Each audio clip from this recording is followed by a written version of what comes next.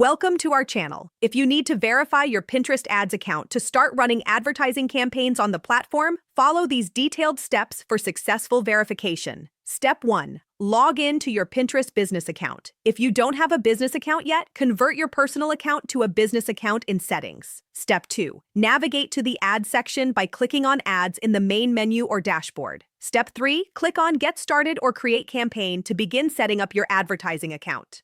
Step 4. You'll be prompted to verify your business information. Enter your business name, country, currency, and time zone. Step 5. Provide your billing information, including your business address and payment method. Pinterest accepts credit cards and other payment options. Step 6. Verify your email address if you haven't already. Pinterest will send a verification email to your registered business email. Step 7. For enhanced verification, you may need to verify your website. Navigate to Settings and select Claimed Accounts or Domain Verification. Step 8.